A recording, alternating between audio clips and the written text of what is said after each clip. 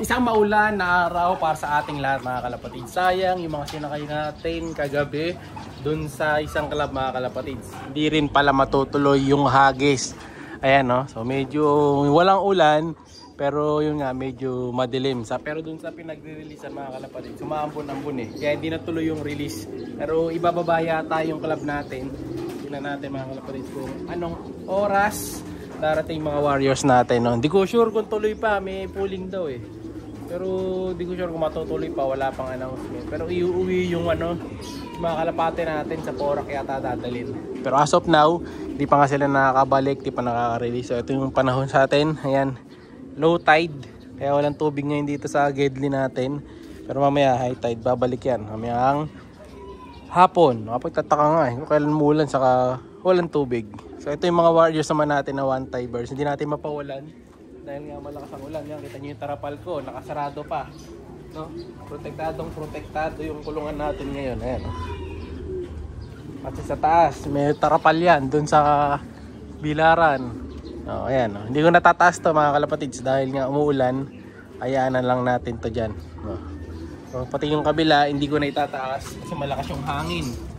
Magkakaano sila pagka ganito. Delikadong magka one eye cold, ayan. Kulang nga sa baba to mga kalapatids eh. Sagad natin to. So ito na naman si Warden Boy. Ay pumapalag na naman mga kalapatids oh. Diba ano talaga to? Siga talaga to eh. Nasugatan lang nga ako nito nung nakaraan. Nadali ko niyan sa may paa. Ayun doon oh. Sakit. No? So, medyo matalas kasi yung mga ano niya. Yung mga tahid-tahid niya. Nating storebohin. So, update ko kay mamaya. Tingnan natin kung sino yung mauna dun sa tatlo natin. Sana kompleto pa sila mga kalapatids kahit na umuulan. Kasi nung nakaraan, biruin nyo, naubos yung ibon natin sa club. Ngayon mga kalapatids. Smash kasi mahirap talaga yung ganito panahon. Kaya yung iba pag ganito, hindi sila naglalaro. No, yung winter na tinatawag. Pero ganun talaga. No? So, ang tabayanan natin yung release. Update ko kaagad kayo. Siya si Idol Madla, nakakahanga, may mga hawak, gandang linyada. Ika'y inspirasyon kung bakit hanggang ngayon ako'y palaging kumakarera. As of now mga kalapatids, yung club na pinagsakyan natin nando na yata sa may Mexico ngayon. So di ko lang sure kung marirelease na kasi 9:30 na ngayon mga kalapatids. Habang hinihintay natin, eto, pagparising ko muna tong dalawa nating pinagpapares. So last time, di ba, pinagpares na natin yan. Magkatabi na sila dito. Bali 3 days na silang magkatabi. No, so titingnan natin ngayon kung aayon sa kanila ang panahon. So naghihintay na dito yung ating Red Grizzle. Kondisyon na yan. Ito, kondisyon na rin. Si Batman. Ayan o. Ito yung pares na. So kunin natin. Boy, tara. Ano, ready to pair na to mga kalapatids. So ganyan siya kakondisyon ngayon. So kita nyo naman ang ilong. Ayan o. Puting-puti na yung ilong. Yung bagwis niya namumulbos na. Kitang kita naman. Saka madulas na yung ano niya. Yung himas niya ni Batman. So, try natin ngayon. Pares dito. Oops. Tingnan natin. May reaction ba? Parang wala ah. Pasok natin. Thank you boy. Hey girl. Pasok. Medyo mahihain yung barako natin na to pero mukhang papares naman na to. Ayan na. So nag-start ng magbara-barako yung Red Grizzle natin. Na pure Vandenbroek. Ayan na sila. Ayan. Sana maglabas na magandang kakaibang kulay to mga kalapatid. May lahi rin kasing Grizzle to. Di ba yung kapatid niya ano eh. Tiger Grizzle kapatid niya. Kaya sakto-sakto tong dalawa na to. Ayan na mga kalapatids.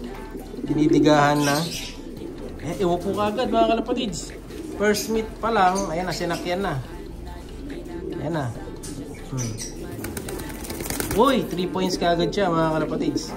Okay na. Shoot na kagad mga kalapatids ang baby nila. Ayan na.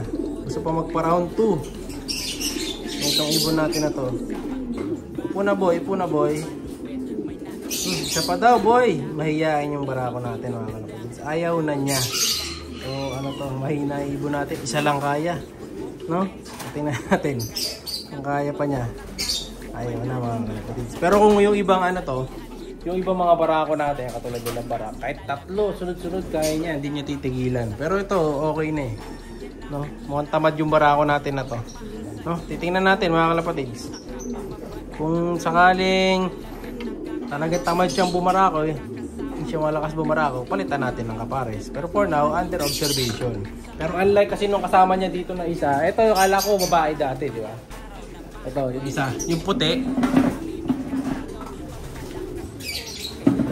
Itong, ano kasi line nitong isa na to?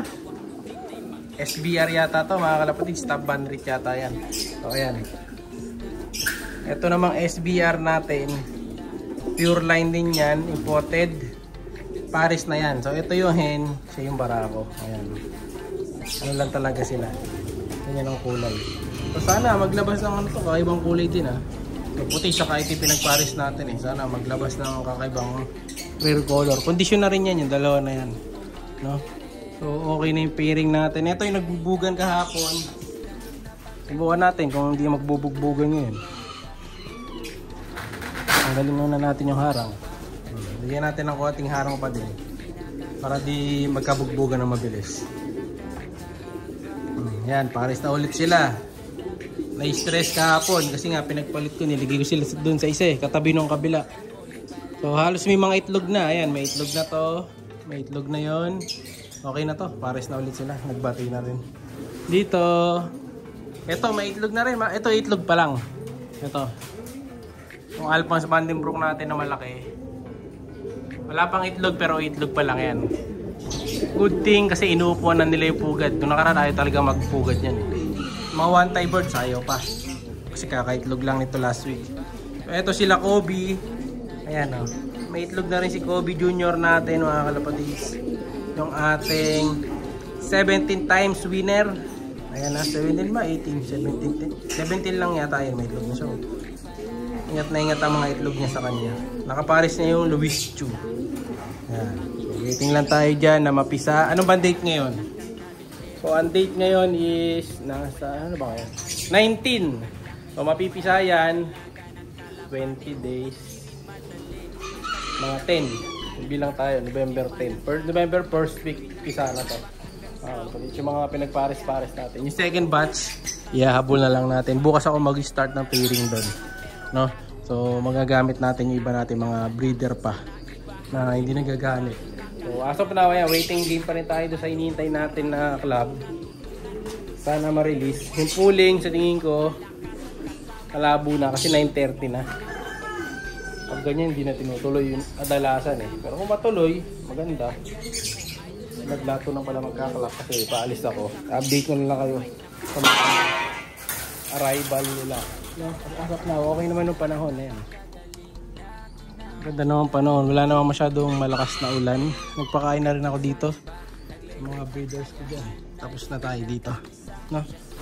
Ano ko na lang. Ibabaliktad ko na lang yung mga ano nila. Patukaan. Yan. Yan. Kasi nagkaka-poops yung patukaan ng mga to. Pag di ko binaliktad. Ayan.